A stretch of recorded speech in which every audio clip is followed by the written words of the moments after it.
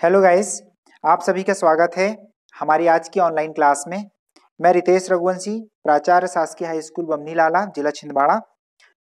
जैसा कि आप सभी जानते हैं, टेक एनसीईआरटी इंडिया जो चैनल है, टेक एनसीईआरटी इंडिया, हम लोगों ने एक फ्री ऑनलाइन कोचिंग के लिए इस चैनल को बनाया है और इसके जो टीचर्स हैं वो सारे सरकारी टीचर हैं और हम लोग फ्री ऑफ कॉस्ट एजुकेशन इस चैनल पर आप लोगों के लिए लेकर आते हैं। साथ ही आपको ये बताना हम अपना नैतिक दायित्व समझते हैं कि किस प्रकार से आप सरकारी परीक्षाओं की तैयारी करें, क्योंकि आप बड़े विश्वास के साथ हमारे वीडियोस को देखते हैं, इसलिए हम समय समय पर कुछ अलग, कुछ बेहतर आपके लिए लाने का प्रयास करते हैं। पुलिस भर्ती परीक्षा की तैयारी कैसे की जाए, इसकी कार्य योजना लेकर आज हम आपके सामने उपस्थित हैं।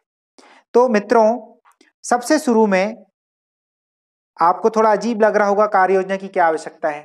मैं आपको बताना चाहूंगा, अगर आपको बड़े से बड़ा युद्ध जीतना है तो युद्ध को रणभूमि में लड़ने से पहले अपने मन भूमि में लड़ना बहुत जरूरी है।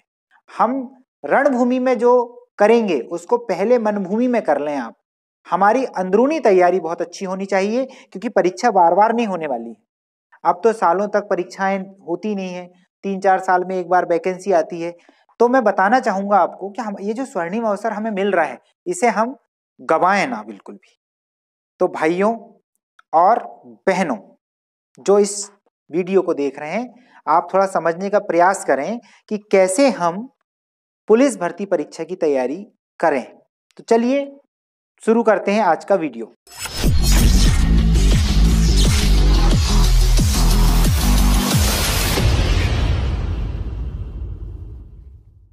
तो मित्रों, आपको मैं कुछ बताना चाहूंगा। अगर आपको परीक्षा पास करना है, सरकारी नौकरी की अगर आपको परीक्षा पास करना है, तो दो चीजें आप बिल्कुल समझ लीजिए। पहली बात, हम इतने सारे लोग मिलकर जब आपको फ्री पढ़ा सकते हैं, जब फ्री में आपके लिए पीडीएफ बना सकते हैं, फ्री में हम पढ़ रहे हैं आपके लिए, हम सारी चीजें आपको एक जगह पर इकट्ठा करके दे रहे हैं और आप अगर उस चीज को पढ़ भी नहीं सक रहे हैं तो फिर तो गलत बात है। इस वीडियो को शुरू करने से पहले मैं आपको बता दूं कि कैसे तैयारी करना चाहिए। साथ ही आपको आज ये भी पता चलेगा कि कौन सी गलती हमें नहीं करनी चाहिए। और ये गलती मैं मनगढ़ंत नहीं बताने वाला हूं, मैं खुद भुक्तभोगी हूं, इसलिए आपको बता रहा हूं। तो चलिए प्रारंभ करते हैं आज का हमारा ये बहुत ही महत्वपूर्ण वीडियो।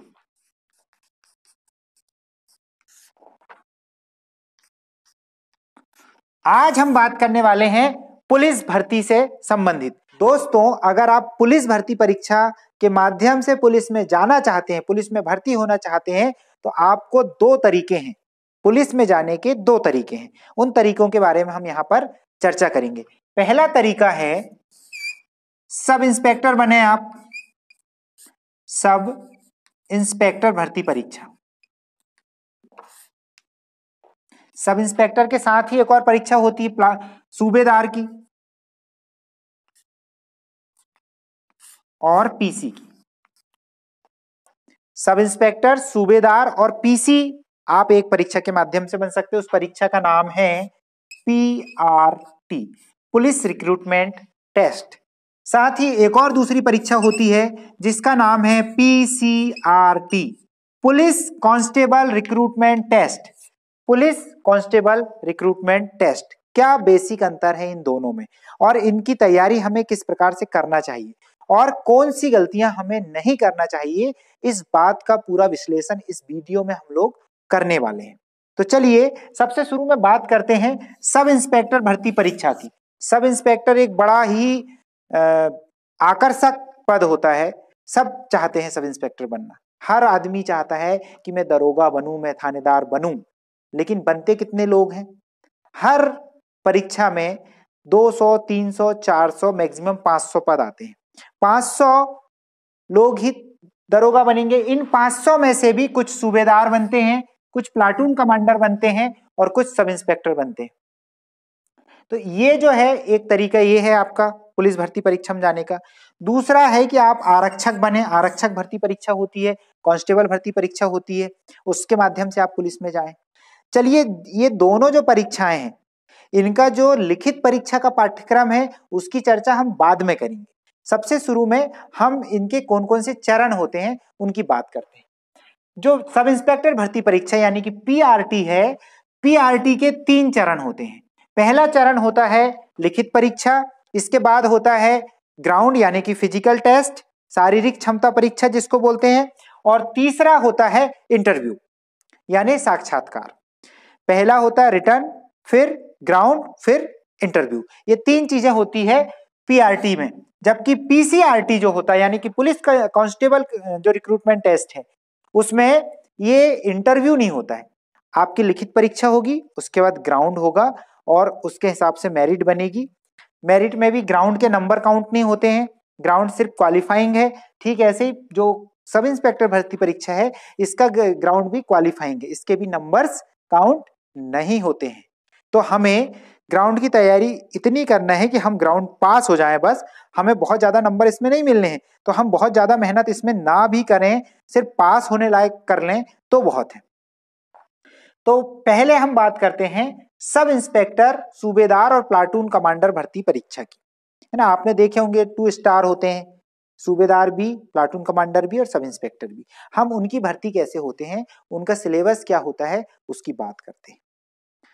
जो लिखित परीक्षा का सिलेबस है सब इंस्पेक्टर भर्ती परीक्षा का, उसमें 2 पेपर होते हैं। का जो पहला पेपर है वो सामान्य ज्ञान से रिलेटेड है।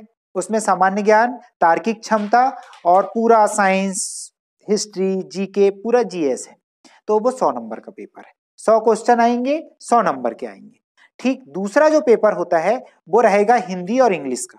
हिंदी, मध्य प्रदेश चूंकि हिंदी भाषी राज्य है तो 70 नंबर की हिंदी आएगी, 70 मार्क्स की हिंदी आएगी और 30 नंबर 30 मार्क्स की आएगी इंग्लिश। तो वो जो इंग्लिश है और हिंदी है ये बहुत ज्यादा उत्कृष्ट दर्जे की नहीं आती है। आप अगर 10वीं 12वीं तक की हिंदी अगर आपने पूरी पढ़ ली, एनसीईआरटी की पुस्तकों की 12वीं तक की हिंदी अगर आपने पढ़ लिए तो दुनिया की कोई ताकत नहीं जो इसके बाहर से क्वेश्चन पूछ ले आपसे। अभी आप में से बहुत सारे लोग होंगे जिनको यही पता नहीं होगा हिंदी वर्णमाला में क्या कितने अक्षर होते हैं। अभी पता होगा आपको, ये महसूस हो रहा होगा अंदर से, हमको तो पता है। अगर आपको रियल में पता है और आप चेक करना चाहते हैं तो नीचे डिस्क्रिप्शन में हम दे देंगे एक वीडियो, है ना। हिंदी वर्णमाला का एक वीडियो, हिंदी वर्णमाला के एक वीडियो की लिंक डिस्क्रिप्शन में दे देंगे, आप चेक कर लीजिएगा, आपको पता चल जाएगा आपको कितनी हिंदी बनती है। पहली बात, हिंदी में व्याकरण वाला जो पोर्शन है, संधि, समास, रस, अलंकार, वाक्य, शब्द, इस टाइप के अपठित गद्यांश, इस टाइप की चीजें ज्यादा आती हैं। जो अपना साहित्य वाला जो पोर्शन है उससे भी काफी सारे प्रश्न पूछे जाते हैं, लेकिन ऐसा कोई प्रश्न नहीं होता है जो 12वीं परीक्षा के बाद का पूछा जाए, क्योंकि सिलेबस में ही लिखा होता है कि 10वीं तक का। तो हम 12वीं तक का पढ़ लें, 10वीं तक का एक सामान्य व्यक्ति 10वीं तक का ज्ञान उसको होना चाहिए। हाई स्कूल परीक्षा तक का वो पूछते हैं तो हम हायर सेकेंडरी तक का पढ़ लें, या हाई स्कूल तक का तो कम से कम पढ़ ही लें। आपको कोई कॉलेज की कोई विशेष पुस्तक को पढ़ने की बिल्कुल हिंदी के लिए जरूरत नहीं है। इसके बाद आता है अंग्रेजी का पाठ्यक्रम, इंग्लिश का पाठ्यक्रम। इंग्लिश में भी ग्रामर ही पूछा जाता है और कुछ नहीं है। एक अपठित गद्यांश दे देंगे आपको, अनसीन पैसेज और ग्रामर, उससे क्वेश्चंस आएंगे। तो इसमें बहुत ज्यादा समय हमें बर्बाद नहीं करना है, पढ़ना है, स्मार्ट तरीके से पढ़ना है। हार्ड वर्क का जमाना अब नहीं रहा है, हार्ड वर्कर नहीं बनना है आपको स्मार्ट वर्कर बनना है। आपको क्विक याद होना चाहिए, हर चीज याद होना चाहिए, हर चीज बड़े अच्छे सरल तरीके से। तो आप रटना छोड़ें, आप समझना चालू करें। अब बात करते हैं पीसीआरटी की। पीसीआरटी का सिलेबस जो होता है वो भी 100 नंबर का होता है। 100 नंबर में से 40 नंबर का सामान्य ज्ञान और तार्किक क्षमता का पेपर होता है, 30 नंबर का बौद्धिक क्षमता का पेपर होता है, और जो 30 नंबर लास्ट में बचते हैं उसमें विज्ञान, सरल विज्ञान और सरल गणित, सरल विज्ञान और सरल गणित। विज्ञान बहुत हाई लेवल की नहीं पूछ रहा है, वो खुद ही सिलेबस में लिख के दे रहे हैं कि सरल विज्ञान पूछेंगे, सरल गणित पूछेंगे। लेकिन हम गणित पर इतनी मेहनत करते हैं कि पूरा पेपर धो देते हैं। मत धोइए भैया पेपर, गणित उतनी ही पढ़ना। अब 10-15 नंबर की गणित आएगी, उसके लिए आप क्या पूरा टाइम गणित पढ़ते रहोगे? गणित पर फोकस करें, लेकिन उतना ही जितने में हम पास हो जाएं। रीजनिंग पे आप ध्यान दीजिए, रीजनिंग हर परीक्षा में काम पढ़ना है आपको। जीएस पे ज्यादा से ज्यादा समय फोकस करें, क्योंकि आप 40 नंबर के जीएस पे फोकस करें, आप रीजनिंग पे फोकस करें, बौद्धिक क्षमता पे फोकस करें, आप विज्ञान पे फोकस करें, साथ ही गणित पर भी फोकस करें। लेकिन गणित में, चूंकि गणित में समय ज्यादा बर्बाद होता है, समय ज्यादा लगता है, इसलिए गणित पर उतना फोकस नहीं भी करेंगे तो भी बनेगा। 8वीं तक की गणित अगर आपसे बनती है तो सब इंस्पेक्टर भर्ती परीक्षा में आपसे गणित का कोई भी प्रश्न बन जाएगा। 8वीं तक की गणित लिख लीजिए, 8वीं तक की गणित। और अगर आप ये गलती कर रहे हैं कि जितना समय जीएस को दे रहे हैं उतने समय अगर आप गणित को भी दे रहे हैं तो आपका सिलेक्शन तो नहीं होने वाला भी है, आप ये चीज समझ लें। दूसरी एक और महत्वपूर्ण बात, चूंकि इस परीक्षाओं, ये दोनों परीक्षाओं में 2 चरण तो कॉमन है।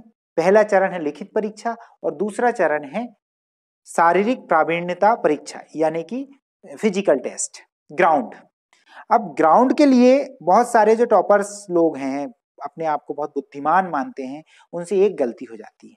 वो रिटर्न की तो बहुत अच्छी तैयारी कर लेते हैं, नंबर्स भी बहुत ज्यादा आ जाते हैं, अच्छे खासे नंबर लेके वो पहले चांस में पास हो जाते हैं, लेकिन जो ग्राउंड है उसमें जाके फेल हो जाते हैं। अब हमने पूरी मेहनत करी, पूरी मेहनत करने के बाद अगर हम ग्राउंड से फेल होके आ गए तो हमारी वो पूरी मेहनत पे तो पानी फिर गया भैया। तो हमें ऐसी गलती नहीं करना है, बिल्कुल भी आप इस प्रकार की गलती ना करें कि ग्राउंड को एक तरफ रख दें और सिर्फ पढ़ाई पढ़ाई करें। मैंने ये गलती किया था, इसलिए बता रहा हूं आपको। रिजल्ट आया था सब इंस्पेक्टर भर्ती परीक्षा 2012 का और उसके 6 दिन बाद मेरा ग्राउंड था और मुझे ये बताया गया था कि ग्राउंड के लिए 2-2.5 महीने का टाइम मिलता है। हमने भी खूब पढ़ाई करने पे पूरा टाइम दिए और ग्राउंड पे जरा सा भी फोकस हम लोगों ने नहीं किया था और इस चक्कर में ग्राउंड से हम आ गए थे वापस। तो ये गलतियां हैं जो आपके चयन में बाधा बन सकती है। आप इन गलतियों से बचने का पूरा प्रयास कीजिए। तो आप कैसे करेंगे इन गलतियों से बचने का प्रयास? कैसे आप फिजिकल की और रिटन की दोनों की तैयारी कर पाएंगे? आपको लग रहा होगा कि अगर हम दौड़ेंगे तो हम थक जाएंगे, फिर पढ़ेंगे कब? और पढ़ेंगे नहीं अगर तो सिलेक्ट कैसे होंगे? बिल्कुल सही सोच रहे हैं आप। अगर आप ज्यादा वर्कआउट कर लेंगे, फिजिकल की ज्यादा तैयारी कर लेंगे, तो आप निश्चित रूप से थकेंगे और आपकी पढ़ाई नहीं होगी और फिजिकल भले ही कितना भी अच्छा हो जाए लेकिन आप रिटर्न में फेल हो जाएंगे। तो भैया मेरी जरा सी सलाह आप मान लीजिए, जिस तरीके को मैंने अपनाया उस तरीके को आप अपनाइए। तरीका ये है, आपको फिजिकल की बहुत हार्ड तैयारी नहीं करना है, आपको हल्का फुल्का वर्कआउट करना है, आपको हल्की फुल्की एक्सरसाइज करना है। एक्सरसाइज तो आप पूरी अच्छे से कर सकते हैं। 1 घंटा 24 घंटे में से आप सिर्फ 1 घंटा फिजिकल को दीजिए, बाकी पूरा टाइम आप अपनी पढ़ाई को दीजिए। जिस दिन पेपर होगा उसके दूसरे दिन से 24 घंटे में से आप 6 घंटे 8 घंटे फिजिकल को दीजिए। बिल्कुल आप खूब दौड़िए, खूब एक्सरसाइज कीजिए, खूब सारा वर्कआउट कीजिए, कोई दिक्कत नहीं। लेकिन अगर आप आज कुछ नहीं करते हैं, आज सिर्फ पढ़ाई करते हैं और परीक्षा के दूसरे दिन से सोचते हैं कि मैं एकदम से पूरा सब कुछ कर लूंगा, तो नहीं होगा। आपके हाथ पैर में बहुत दर्द होने वाला है और फिर आप फिजिकल से इतने डर जाएंगे, कुछ लोग तो डर के ही फिजिकल छोड़ देते हैं। 3-4 दिन इतना हैवी वर्कआउट करते हैं कि उनके हाथ पैर बिल्कुल लॉक हो जाते हैं, इतनी दर्द करते हैं, नींद ही नहीं खुलती भैया। सुबह सुबह सोने दो बोलते हैं, बिल्कुल है ना। कोई जो जगाते हैं ना, जगाने वाले आते हैं ना, मम्मी पापा, उनको बोलते हैं मम्मी सोन दो, आज तो बहुत थक गया हूँ या थक गई हूँ। तो ऐसी कंडीशन ना बने, इसलिए हम अपना जो डेली रूटीन है उसको इस टाइप से ढाल लें कि थोड़ा थोड़ा वर्कआउट करते रहेंगे तो उसको हम पुश कर सकते हैं, आगे बढ़ा सकते हैं। फिर आज आप आधा किलोमीटर दौड़ रहे हैं, कल आप 1 किलोमीटर दौड़ सकते हैं। लेकिन अगर आप कुछ भी नहीं दौड़ रहे और एकदम से 1 किलोमीटर दौड़ने की सोचेंगे तो फिर आपके लिए बहुत बड़ी परेशानी का सबब ये हो सकता है। इस चीज पर भी विशेष आप ध्यान दीजिए। एक और महत्वपूर्ण बात मैं आपको बताना चाहूंगा कि जब आप पढ़ाई करते हैं तो पढ़ाई में रटने का काम नहीं है। वो जो स्कूल एजुकेशन सिस्टम था ना, वो अब आपको काम नहीं पड़ने वाला है। दूसरी बात, कुछ लोग ऐसे कॉम्पिटिटर होते हैं बिल्कुल कि और किसी को कुछ नहीं बताना, किसी को नोट्स नहीं बताना।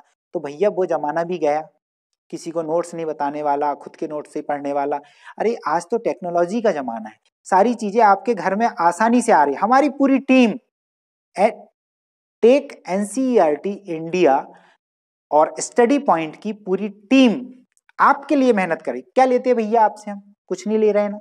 तो आप भी अपने जो सहपाठी होंगे, जो साथ में तैयारी कर रहे होंगे, आप उनकी मदद कीजिए।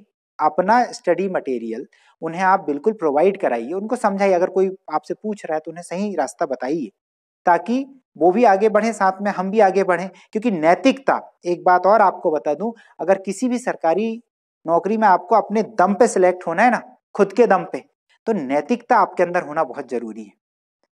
नैतिकता हो और आपके सपनों में जान हो। सपने देखो और उन्हें सफल करने के लिए लग जाओ, जुट जाओ। मंजिलें उन्हीं की होती है, सुन लीजिए भैया, मंजिलें उन्हीं की होती है जिनके सपनों में जान होती है। पंख होने से कुछ नहीं होता, हौसले से उड़ान होती है। तो हौसलों को मजबूत करिए, क्योंकि ये हौसले ही आपको उड़ान देंगे, और ऐसी कोई चीज नहीं है जो आपके लिए नामुमकिन है। अरे कुछ भी कर सकते हो आप, कुछ भी, मैं आपको बता रहा हूं, कुछ भी कर सकते हैं आप। दुनिया का कोई काम ऐसा नहीं है जो आप नहीं कर सकते हैं। बस आप अपने आप को पहचानने का थोड़ा समय अपने आप को दीजिए, खुद को पहचानिए। जब आप अच्छा करेंगे, सकारात्मक सोचेंगे, सकारात्मक करेंगे, तो आपको रिजल्ट भी सकारात्मक ही मिलेगा। वीडियो ज्यादा लंबी हो रही है, इसलिए मैं आपसे आज के लिए तो विदा लेता हूं, और आगे रेगुलर आपको वीडियोस मिलते रहेंगे। और पुलिस भर्ती परीक्षा से संबंधित जितना भी मटेरियल है इस चैनल पे हम सब हर टॉपिक पे वीडियो बनाकर आपको देंगे, ये आपसे वादा कर रहे हैं। छोटी छोटी वीडियोस हम लोग बनाते हैं, अगर आपको अच्छी लगती है तो आप इन्हें लाइक कीजिए, ज्यादा से ज्यादा लोगों तक शेयर कीजिए, ताकि और भी लोग इसका लाभ ले सकें। और हम बहुत गुणवत्तापूर्ण मटेरियल तभी बना पाएंगे जब आप हमारा सहयोग करेंगे। आप हमें टॉपिक्स बताएं, जिस टॉपिक में दिक्कत जाती है आप बताएं, हम उस पर वीडियो बनाएंगे। और हमारे और भी वीडियोस हैं, उनकी लिस्ट डाल दे रहे हैं, प्लेलिस्ट भी हम लोग डाल दे रहे हैं, लिंक डाल दे रहे हैं उनकी, तो आप उनको जाकर देखें। आपको अगर पसंद आए तो लाइक कीजिए, कमेंट जरूर कीजिए। हमारे व्हाट्सएप ग्रुप्स बने हैं, उसमें हम स्टडी मटेरियल भी प्रोवाइड करा रहे हैं, पीडीएफ माध्यम में, कुछ वीडियोस के माध्यम में भी हम लोग मटेरियल को प्रोवाइड करा रहे हैं। तो बने रहिए हमारे इस चैनल के साथ। आगे हम सब इंस्पेक्टर भर्ती परीक्षा से संबंधित सभी प्रश्नों को, आपके मन में जितनी भी शंकाएं होंगी, उन सभी का समाधान लेकर बहुत जल्द आने वाले हैं। अब चलिए मिलते हैं अगले वीडियो में, तब तक के लिए नमस्कार।